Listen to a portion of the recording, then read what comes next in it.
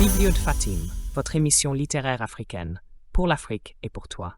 Hello la team, j'espère que vous allez bien. Je suis comme d'habitude heureuse de vous retrouver pour ce nouvel épisode.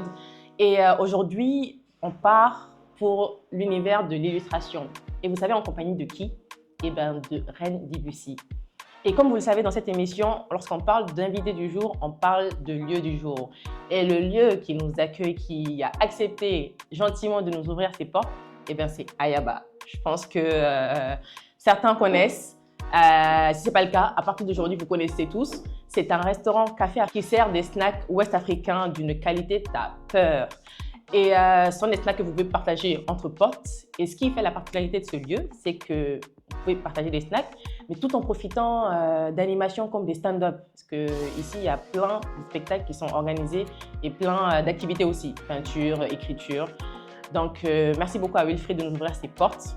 Et maintenant, sans plus tarder, je vous laisse profiter du générique et on se retrouve dans quelques instants avec Reine. Bienvenue dans la Biblio de Fatim, l'émission littéraire qui vous entraîne dans un voyage à travers les pages de la littérature africaine et afrodescendante, où les mots deviennent des ponts entre les continents et les cultures. Découvrons ensemble les histoires, les poèmes et les voix qui nourrissent l'âme et l'esprit du continent. Plongeons dans l'univers fascinant des écrivains, écrivaines et autres acteurs littéraires africains porteurs de mémoire.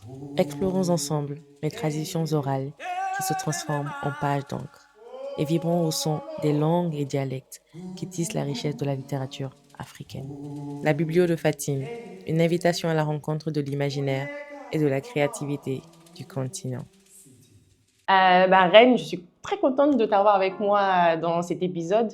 Pour te présenter brièvement, tu es autrice de 2 tomes de ta BD de science-fiction qui s'appelle Moulatako, si je prononce bien. C'est ça. Tu es également éditrice, Oui. parce que tu as cofondé avec Karine Bahanak Affairi Studio, qui est une maison d'édition et aussi un studio graphique. Donc, ça me donne envie de te demander comment est-ce que tu en es arrivé à te lancer dans l'illustration, parce que c'est ton métier. Oui. Voilà. Comment est-ce que je suis arrivée? C'était pas ma ligne, on va dire, mon destin. Comment dire? Ouais, en fait, je m'y destinais pas au départ. J'allais faire des études. J'ai commencé par des études de lettres. Ok. De langue LLCE, je ne sais pas si ça a changé depuis. Ça a dû changer, ça voilà, change tellement de fois. Donc anglais, je faisais anglais et puis en seconde langue italien. En gros, après le lycée, voilà, j'étais en mode, qu'est-ce que j'ai. En plus, j'ai même fait des études, enfin, j'ai fait une série scientifique. Donc à la base, j'allais plutôt vers les études scientifiques. Après, non, finalement, je suis allée faire des langues. Et donc moi, j'ai grandi au Cameroun. Okay. C'est important dans cette partie-là de la langue. Le Cameroun est bilingue, français-anglais. Oui, et donc quand je suis arrivée en fac d'anglais à Rennes, ah là là, c'était un peu chaud parce que je trouvais qu'on ne parlait pas anglais. Il n'y avait pas beaucoup de pratique. Il y avait beaucoup de théorie, mais en fait, on faisait des cours, on prenait des notes en anglais. Mais en fait, au moment de parler, tout le monde parlait français. Et du coup, je me disais, je ne suis pas venue ici pour ça, en fait. Oui. Donc je m'ennuyais un peu. D'accord. Et ma famille m'a encouragée à poursuivre cette passion que j'avais depuis... J'allais te demander, donc depuis toute petite, depuis que tu as commencé à, on va dire, comprendre les choses, arrivé à un certain âge, tu as commencé à dessiner. Oui. Depuis enfant. La plupart des enfants commencent à s'exprimer par le dessin. Yes, enfin, beaucoup d'enfants commencent à s'exprimer en traçant des signes et tout, donc par le dessin. Et après, on apprend l'écriture et tout. Et moi, j'ai jamais arrêté en fait la phase de dessin. Donc vouloir représenter les choses en 2D comme ça a toujours été très important pour moi. Et d'écrire aussi des histoires. Il y avait le truc où il fallait que je raconte par les mots et par les images. Et la BD, c'était, voilà, je trouvais cet art parfait. C'était fait pour toi. Voilà, c'est ça. Dessin, texte. C'était vraiment ça. Mais justement, en restant sur ça, là, tu parles de la BD, de l'illustration, ça se voit que c'est vraiment ta passion. Parle-nous un peu de ta bande dessinée, Moulatako. Parce que là, il y a 2 tomes. De quoi ça parle? Moulatako parle de l'histoire de Djemeya, qui est un esprit de l'eau, une petite esprit de l'eau de 10 ans, qui apprend qu'elle va devoir redoubler ses classes le même jour où les dirigeants de leur monde sous-marin décident d'exterminer son école. Donc l'histoire commence comme ça, c'est de la science-fiction, c'est de l'action. Et au fur, elle est vraiment catastrophique, Jemea, à l'école. Au fur et à mesure de l'histoire, de ses rencontres, de son évolution, elle s'impose un peu aux gens qui l'entourent, en se montrant telle qu'elle est vraiment et pas telle qu'on l'imagine, c'est-à-dire en fait vraiment la loseuse, celle qui rate tout. Et voilà, c'est une histoire sur la découverte de soi, sur le courage et surtout comment est-ce qu'on existe dans un monde où on est finalement quelqu'un de banal. Voilà. Ok. Ou du moins qu'on est perçu aussi comme quelqu'un de banal. Voilà, c'est très important de préciser parce que souvent la perception des autres n'est pas celle que nous, enfin la perception des autres de nous n'est pas celle que nous-mêmes avons de nous. Exactement. Donc c'est important de le préciser. C'est ça. Donc, et ça, c'était le projet dans lequel je me suis lancée après ma sortie d'école d'art parce que j'ai fait une école d'art spécialisée dans l'illustration, illustration, concept art, jeux vidéo, bande dessinée, animation. Donc vraiment, voilà, c'était une école vraiment pratique d'art comme ça. Et en sortant, je me suis confrontée à, comment dire, la frilosité du monde éditorial français à éditer des histoires afro-centrées, on va dire ça comme ça aussi. En fait, avec des personnages... Il faut dire les termes complètement. Oui, c'est afro-centré, donc il y a des personnages noirs ou afro. Voilà. Alors que littéralement la France, la francophonie s'étend dans le monde et notamment en Afrique, donc il y a une petite...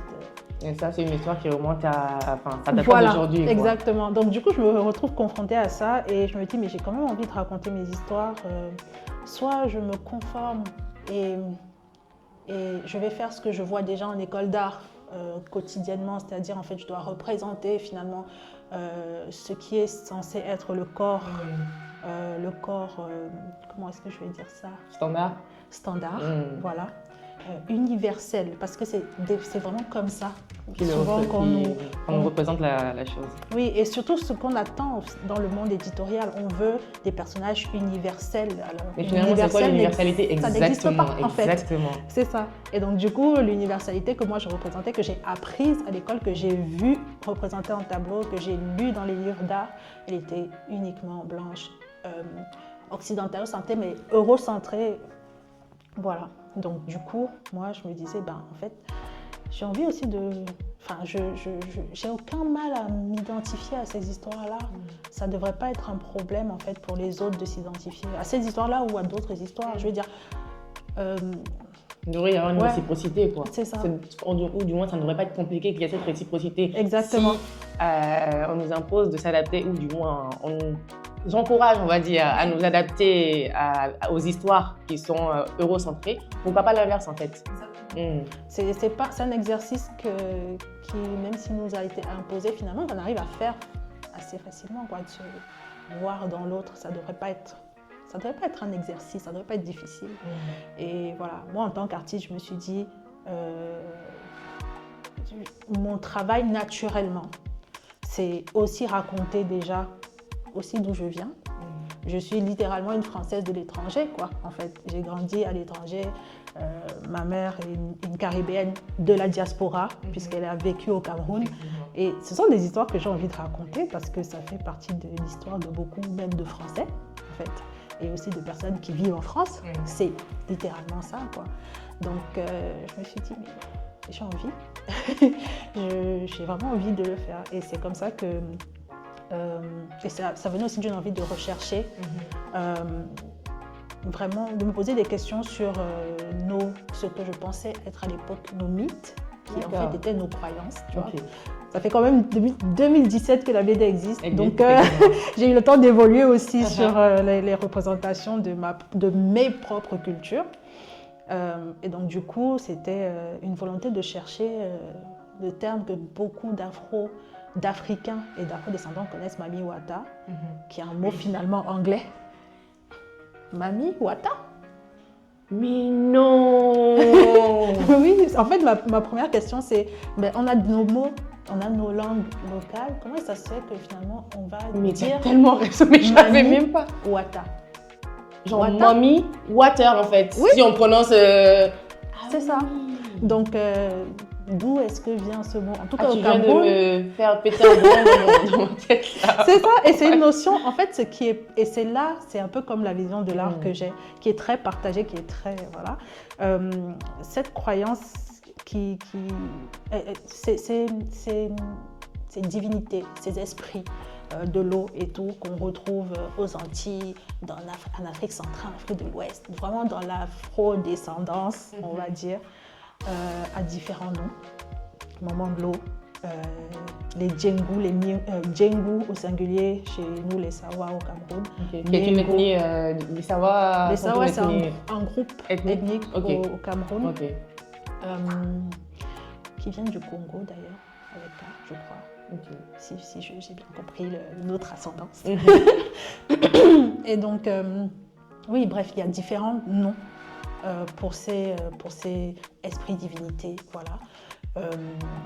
Et c'est cette recherche qui m'a amenée. Je voulais construire aussi un monde, finalement, de ne pas faire une œuvre artistique qui soit historique, soit sociologique pour expliquer ça, mais en faire une œuvre jeunesse avec de la couleur et de l'action, voilà, inspirée de nos croyances. Mais déjà bravo parce que tes mots sont tellement inspirants et ça se voit que c'est cette bande dessinée qui est ta première en 2 tomes que tu as sortie en auto-édition quand même. Hein, oui, je la montre. Petite fierté. Mais complètement, il faut montrer. Là, c'est le premier tome. C'est le premier tome et le deuxième que j'ai fait avec Karine Bahanac, justement, au scénario. C'est ça. Voilà, elle a écrit le scénario du deuxième tome. Avec de belles couleurs et de belles illustrations comme ça. Mais d'ailleurs, comment tu fais pour trouver ce choix faire les choix de couleurs, pour que tes illustrations reflètent comment tu te les représentes dans ton imaginaire en fait? Comment ça ressort sur le papier ça? Ça, c'est un mélange d'expérience vraiment et aussi d'apprentissage. Et plus j'avance dans ma pratique, plus je me rends compte qu'il y a vraiment aussi un savoir de dessiner les corps noirs. Et donc du coup, et de les mettre en valeur. C'est comme, on va entendre beaucoup parler dans la photographie du fait que, oui, en fait, on a pris une certaine grande chanteuse, Aya Nakamura, en photo et on ne l'a pas mise en valeur, en fait. Mais parce qu'en fait, ça se travaille, l'image se travaille. Elle se travaille aussi dans la photo, en vidéo, que du coup, en image qu'on dessine. Et obtenir des couleurs qui mettent en valeur des peaux, c'est un savoir-faire. Voilà. Savoir-faire, savoir quelle couleur choisir et tout. Et alors qu'en sortant de l'école, moi, j'avais vraiment un style, des écritures très ternes, finalement. À un moment, d'ailleurs, je me permets de te couper en parenthèse. Est-ce qu'à l'école, justement, il y avait une certaine diversité? Parce que tu t'es pas attardé sur ça, mais moi, j'aimerais savoir, est-ce qu'il y avait une diversité dans les dessins que vous faisiez, dans vos exemples, vos modèles? Est-ce qu'il y avait de la diversité? En fait, la question que tu poses est tellement importante. Quand tu parles de diversité, moi, j'ai tendance à souvent à préciser. Quand vous parlez de diversité, vous parlez des personnes présentes pour apprendre, donc les étudiants, les professeurs, ce qu'on retrouve dans les modèles, ce qu'on retrouve dans les œuvres de référence, en fait. Exactement. Les sources artistiques. Et là, la réponse est, voilà, des fois ça change. Donc à l'école, dans ma promotion, je repérais tous les étudiants afro et racisés en général. On n'était pas très nombreux. Mais je ne pense pas que c'était une volonté propre à l'école de ne pas faire qu'on soit plus nombreux, tu vois. En gros, c'était inscrivez-vous. En fait, c'est les études d'art déjà qui sont sélectives de base, on va dire. Après, donc y accéder, voilà. Et pour les modèles, les modèles, je me souviens qu'on avait un homme noir en modèle. Il y a quand même un effort de représentation, on va dire. Oui, mais genre très brièvement. Très brièvement. Mais c'est surtout là où il y avait beaucoup plus de choix. Parce que pareil pour les modèles, il faut pouvoir en trouver aussi, même si des fois on en a l'envie et tout. Il faut pouvoir en trouver, il faut avoir une logique de, en fait, Quand je vais chercher un modèle noir, je ne vais pas chercher, ou racisé, ou du moins non blanc, je ne vais pas chercher un modèle pour l'exercice parce que ce jour-là, il y a un exercice sur le corps non blanc, mais en fait, je vais faire en sorte de souvent diversifier les modèles pour que les étudiants soient naturellement habitués à... Parce que ce qu'on apprend à dessiner en école d'art, et c'est pour ça que c'est la diversité visuelle qu'on a, c'est très important. Ce qu'on apprend dans la formation, ce n'est pas forcément ce qu'on va représenter. Ça veut dire que moi, je dois pouvoir apprendre à dessiner le corps d'une personne asiatique, française, on va dire. Ça doit venir naturellement, ou qui est de la Kanaki, par exemple. Je dois pouvoir le faire. Et ça s'apprend, c'est pas... On va pas juste me dire, non, mais en fait, il faut que tu ailles en Océanie, en Kanaki, pour savoir comment ça va, ou en Guadeloupe ou en Martinique. Non, ça devrait être naturel, parce que c'est ça la société en France, en fait. Et ensuite, chaque personne, naturellement, viendra raconter ses histoires. Mais le fait de savoir faire, tu auras appris la base, en fait. Donc, ce n'est pas une obligation de, voilà, tu ne vas pas raconter des histoires que tu ne sais pas raconter, ou bien, voilà, chacun va se spécialiser dans ce qu'elle veut faire. Mais en fait, au moins, la base, on devrait l'avoir. Donc, on n'avait pas tant que ça de modèles racisés. Et surtout, dans les livres d'art, les références et artistes auxquels on nous renvoyait, il n'y avait pas d'artistes racisés.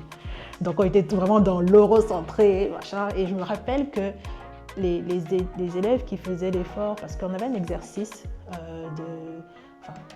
il y avait des exercices qui revenaient dans chaque classe, à chaque niveau, qui était très connu. Du coup, il y avait l'exercice du portrait, de la reproduction. Et donc, on devait prendre un portrait de maître et le reproduire à la peinture à l'huile ou acrylique et tout. Et je me souviens que sur 3 années, il y avait 3 élèves racisés qui ont tenu à faire et noirs, afro, qui ont tenu à faire des portraits de personnes noires. Et moi, je suis restée dans cette tradition parce qu'il y en a tellement peu, finalement, accrochés. Parce qu'en plus, il y avait ce truc de les meilleurs tableaux sont affichés et tout. Donc, mais ça, c'est quelque chose qui est présent dans l'imaginaire collectif. Hein. Enfin, c'est parce que la société nous l'impose. Et on a grandi avec cette idéologie-là. Parce que ça nous a été imposé. Que la norme, c'est ça. C'est ça. Et que les meilleurs, ce sont eux. Alors que... Et en grandissant, le fait de comprendre ça... Ouais. Et du coup, c'était intéressant de voir que certains modèles afro qui étaient accrochés, qui avaient réussi. Il y en avait dans le couloir et j'étais tellement là. La fierté! J'étais contente. Moi, je sais même pas, quand j'ai fait l'exercice, j'étais pas parmi les meilleurs cette année-là. Pour cet exercice-là en tout cas, mais j'étais super fière de mon tableau quand même. Et l'année d'avant, c'était un étudiant martiniquais qui s'appelle, un artiste martiniquais qui s'appelle Raymond Sébastien, si vous voyez ses œuvres. Moi, je suis toujours très fan de lui. Il est excellent en illustration, excellent. Et je ne sais même pas s'il travaille en France finalement. Il a dû... Je ne veux pas dire de bêtises, mais je pense pas qu'il travaille. Je crois soit aux États-Unis, soit en Angleterre. Mais en gros, voilà, il est toujours dans cette représentation des corps noirs et afro. Très beau. Donc, c'était important d'avoir ça. Ouais. Ça a dû forcément faire plaisir à plus d'un et rendre plus d'un fier de voir ce monsieur représenté chez vous, enfin, dans votre institution. Et là, tu as l'air d'avoir... Ce sont des choses, des sujets qui t'ont l'air importants. Oui. Tu as pris l'exemple de ta bande dessinée dans laquelle tu as projeté et écrit tout ça, du moins une partie de ce qui te tient à cœur. Pourquoi ou du moins, est-ce que tu as d'autres projets d'écriture? Pas d'illustration, mais d'écriture, ou les deux, hein, parce que tu as la chance de pouvoir écrire et illustrer tes livres. Ça, franchement, je trouve que c'est une vraie chance de pouvoir faire les deux en même temps. Parce qu'il y a des artistes qui font appel à des illustrateurs pour les livres qu'ils écrivent. Toi, tu as ce don-là, donc ça, c'est cool. Maintenant, j'en ai fait un métier, je revendique. Je m'éloigne un peu du terme de don parce que souvent, malheureusement, dans la perception de la société, on parle beaucoup de dons, on a tendance à oublier la rémunération qui vient derrière. Oui, ok. Oui, parce que tu vis de ça aujourd'hui. Voilà, les artistes talentueux ne sont pas des personnes qui travaillent en fait. Et le fait de produire une œuvre d'art, c'est du travail. Donc après, c'est à l'artiste de savoir si il ou elle veut renoncer à cette rémunération, la donner comme un truc de bénévolat ou pas. Mais en fait, ça ne devrait pas être automatique qu'on pense que voilà, c'est le don. Donc, oui, j'ai des projets. J'ai des projets. C'est vrai que je sépare je tendance à séparer mes compétences maintenant. Et reconnaître que chaque métier est un métier. L'écriture est un métier, l'écriture de scénario est un métier, l'illustration est un métier. Quand j'ai tendance à faire des projets seuls, je les aborde différemment.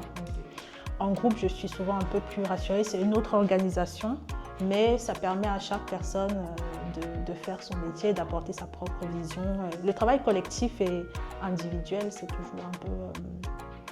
ça a ses avantages, ses inconvénients, voilà. Mais les deux sont sur le même plan d'existence pour moi. Donc actuellement, je suis dans la promo de ma bande dessinée que j'ai illustrée et que Laurent Safou a écrite. Donc c'est une œuvre de Laurent Safou. Je suis au dessin quand vient l'été. Est-ce que tu pourrais nous montrer un peu les illustrations? Oui. Donc c'est vrai que, voilà. C'est un pavé sur lequel on a travaillé. Génial. C'est une romance hétéro. Je précise parce que moi, je suis une autrice queer, donc j'ai tendance à préciser. À préciser. Quand je fais des œuvres hétéro, je dis voilà, c'est le main kind of love, donc voilà. Donc c'est une romance voilà, hétéro que Laura a écrite qui est super belle. Voilà, moi, je faisais Quand vient l'été. Quand vient l'été. Et je continue à dire, j'ai rarement vu, en tout cas dans l'espace francophone, en France, je me souviens pas comme ça d'une bande dessinée avec un couple de noirs. Voilà, en bibliothèque. J'essaie aussi de voilà. Au cinéma, on est déjà un peu plus habitué. Oui. C'est pas hyper fréquent non plus. En termes de BD, effectivement. Voilà, en bande dessinée, en livre illustré même des fois, genre par exemple une histoire où il y aura une famille et il y aura une famille noire. Ça de plus en plus, parce que j'ai des auteurs que je connais effectivement. qui font de la représentation dans les livres, un objectif en soi, quoi, un but. Donc ça de plus en plus dans les livres illustrés, effectivement. Tout à fait. Et c'est vrai, dans les livres illustrés, il y en a déjà beaucoup plus. En bande dessinée, c'est... Et ça, c'est vrai que c'est plus rare. On va plus vers l'action, l'aventure, le fantastique, la science-fiction. Mais la romance... Voilà, la romance, non. C'est vrai que j'essaie de réfléchir aussi, pareil, je vois pas. Mais donc ça, c'est un petit message subliminal. Hein. Écrivez des romances. On a aussi besoin de penser, repenser, penser P-E-N-S-E-R, et puis penser avec A-N. Donc voilà. C'est important. Voilà. Et tu as mentionné tout à l'heure le fait que tu as bien insisté dessus, le fait qu'il y a don, mais pour pour ne pas tout résumer au fait que le fait de dessiner, c'est un don. Il y a le métier derrière. Et toi, tu en as fait un métier. Et j'aimerais bien que tu nous parles un peu de ce volet entrepreneurial parce que tu vis de ça aujourd'hui. Et comment ça a été ton entrée dans le monde entrepreneurial, les défis, les challenges? J'imagine que ça n'a pas été de tout repos.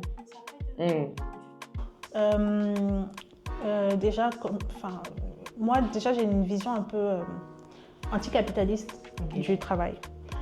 Donc c'est vrai que les attentes que j'ai derrière, c'est... Après, je suis quelqu'un qui aime l'argent, hein. C'est pas ça le truc, et qui veut en avoir.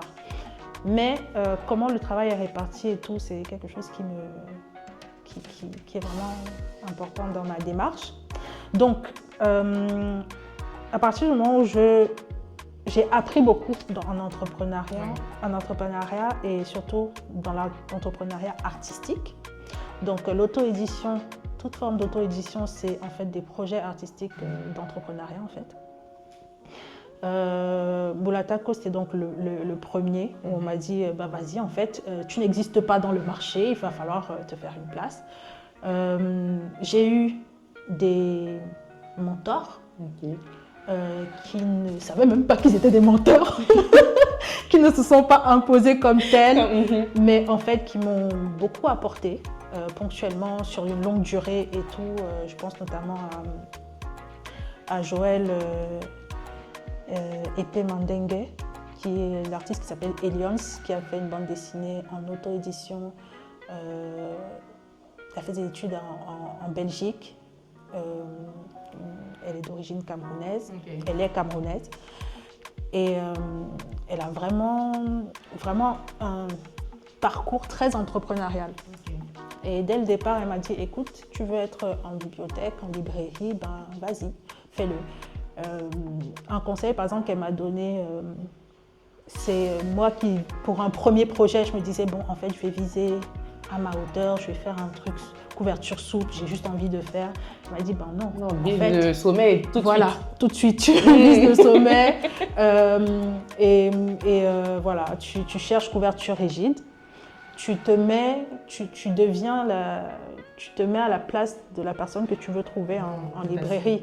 Parce que toi, tu devras faire donc, beaucoup plus d'efforts. Ce que, en fait, partout dans la société, on nous dit, nos parents, toutes les personnes avec qui on grandit, qui nous disent, en fait, tu devras faire 2 fois plus. Donc, pour le coup, fais 2 fois plus.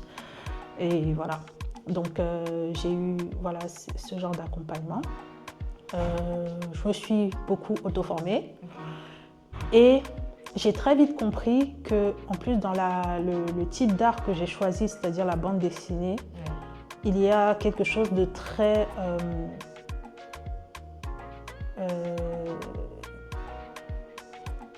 avilissant, c'est le mot. Peut-être que c'est un peu dur, mais ce que je veux dire, c'est que on est dans une chaîne de travail dans la bande dessinée spécifiquement, où les personnes qui créent la bande dessinée et l'écrit, donc les auteurs, les artistes auteurs de l'écrit, que ce soit le scénario, les romans, voilà, les écrits narratifs, et ensuite le dessin dans la littérature illustrée, bande dessinée et livres illustrés, on est le maillon faible, le maillon abandonné en fait, et ceux qui vont le moins gagner d'argent. Donc, voilà, c'est quelque chose qui fait que pour commencer une carrière dans la bande dessinée en tant qu'auteur, autrice, c'est rare de voir des auteurs, autrices perdurer dans la bande dessinée. Pire encore quand ils sont dans la littérature illustrée afrocentrée, et pire encore quand on est dans l'espace francophone, afro-africain. On va avoir des autoristes qui vont travailler les premières années de leur jeunesse et tout, voilà, et puis après vont un peu disparaître, ou vont changer de rôle pour aller vraiment soit dans le rôle de l'éditeur et tout, et voilà. Mais c'est quelque chose qui, sur le long terme, ne peut pas créer ça ne peut pas créer en fait d'industrie durable si la matière première n'est pas rémunérée. Et avec les IA actuellement, ça va s'empirer. Ah voilà. Oui, parce qu'il y a ce sujet qui est réel. Exactement. Et qui effectivement impacte déjà beaucoup de personnes aujourd'hui. Oui. Et c'est parti pour évoluer, quoi. C'est parti pour évoluer et il faut faire avec, il faut s'adapter, il faut résister. Moi, je suis plutôt dans la team de résister. Enfin, organiser, en fait. On organise une résistance, on ne se dit pas « je résiste tout seul ». Bien sûr. Voilà, on réfléchit à une pensée et puis on s'allie à des mouvements. Il y a des mouvements vraiment… Ce sont des causes communes. Voilà. Et puis savoir vraiment de quoi on parle aussi. Moi, je parle toujours spécifiquement des IA d'images qui ne sont pas conçues, enfin qui sont conçues pour perpétuer ce système où justement les productrices d'images seront précarisées. Voilà, voire disparaîtront de l'univers graphique parce que c'est vraiment fait comme ça. Il y a plein de… Je ne vais pas rentrer dans les détails, mais il y a plein de petits… Voilà, c'est conçu pour. Voilà.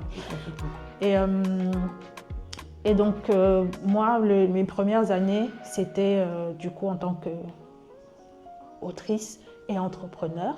Et donc, mon activité, elle aussi, entre les moments où je prends des commandes d'illustration et tout, et maintenant, depuis 2020, où Affairi Studio a été créé, il faut que je pense une entreprise et que je suive… Nous, on fait en plus de la formation édition. Donc, ça veut dire qu'on cherche on forme les autoristes qu'on a sur des petits projets et tout, et on les accompagne. Donc, ça prend du temps de ne pas juste dire à une personne « écoute, fais-moi toute la BD je te paye après, si la BD se vend, si je vends la BD, si. Et du coup, comme je disais, les projets, ils meurent très vite. Changer ça prend beaucoup de temps. Voilà. Mais c'est pas impossible. C'est pas impossible. Mais voilà, j'oscille comme ça entre les deux. Et les 2-3 dernières années, c'est vraiment ma charge de travail. Ouais. je crois que j'avais pas anticipé ça comme ça. Ok. Mais c'est vrai que j'ai beaucoup de travail, toujours beaucoup de travail. Voilà. Là, on arrive déjà au terme de cette interview. J'ai eu plaisir à faire. Pour terminer avec cette question, parce que là, ça se voit que tu as un gros bagage et tu en as vu des vertes et des pas mûres. Oui. Et tu as vu des arcs-en-ciel aussi. Oui. Si tu pouvais donner des conseils ou un conseil à de jeunes gens qui voudraient s'engager sur la voie de l'illustration, Oui. quels seraient ceux ou ces conseils-là? Quels sont surtout les aspects à prendre en compte? Très vite faire payer les gens. Ok. Là, c'est déjà le truc. Donc, se former, prendre le temps de se former, savoir qu'en fait, la formation, elle va être tout au long de la carrière. Ne pas se mettre des objectifs de « je veux dessiner mieux que telle personne ». Enfin, je sais pas, souvent, il y a ce truc de compétition. Oui. Parce que moi, c'est ma vision. C'est son art qui grandit, en fait. On veut améliorer ce qu'on fait, certes, mais des fois, se comparer au dessin, au travail, aux productions artistiques d'autres personnes, ça peut vraiment bloquer. Et voilà, si c'est se comparer pour se descendre, en fait, ça sert à rien. Oui, parce que ça va te mettre une pression plus qu'autre chose, quoi. Voilà, c'est ça. Faire, on apprend en faisant. Donc, les premières productions sont souvent pas extraordinaires. Moulatako 1, moi, j'ai plein de trucs à dire. En termes de, voilà, je sais que dans le 2, j'ai upgrade, on a upgrade, et ça va continuer comme ça parce que, donc, il ne faut pas hésiter à commencer à un niveau. Et il faut vaincre le syndrome de l'imposteur. Ça, surtout pour les jeunes femmes. Okay. Voilà. Et surtout pour les jeunes femmes noires. Je vais bien préciser aussi afro. Casser le syndrome de l'imposteur. Il faut faire. Et respecter aussi, ça c'est un conseil, généralement je commence même par là. Ne pas avoir peur parce que justement la société ne considère pas les artistes comme des travailleurs alors qu'en fait nous le sommes. Ne pas avoir peur d'osciller avec des métiers non artistiques, j'appelle ça voilà, les carrières non artistiques, pour pouvoir donner la matière et financer ses projets artistiques personnels. Ça c'est aussi souvent ce que... Et financer ses projets artistiques personnels, ça peut être par la formation, ça peut être par plein de trucs. Voilà. Et ne pas hésiter, ne pas penser qu'on est moins artiste quand on fait ça. Parce que les carrières d'art sont aussi diverses qu'il y a d'artistes. Voilà. Bon, je pense que tout était clair. Hein. Merci beaucoup, Reine, pour tes belles paroles inspirantes. Merci d'avoir répondu présente à l'interview, à l'invitation. J'ai pris un réel plaisir à discuter avec toi, à faire cet échange avec toi. Et ça se voit que tu es quelqu'un de passionné. Reste comme tu es. Je n'ai pas besoin de le dire pour que tu restes comme tu es, mais je le dis quand même, reste comme tu es. Et merci à vous aussi qui nous suivez. Et... Je peux dire un petit truc? J'ai oublié de dire, il y a ma BD Cindy Zoa, une romance lesbienne, c'est ça, sur Webtoon. Ah oui, voilà. Parce que tu as un compte Webtoon que tu... Ok, c'est ça. Ouais, voilà. Voilà pour l'info, pour clôturer cette interview. Bon, nous, on va vous laisser. On va faire une partie de Awale si tu veux bien, parce qu'on est chez Ayaba, hein, n'oubliez pas. D'ailleurs, on va commander un petit verre de bissap ou de gingembre. Donc, ciao, ciao. Je vous dis à la prochaine pour le prochain épisode.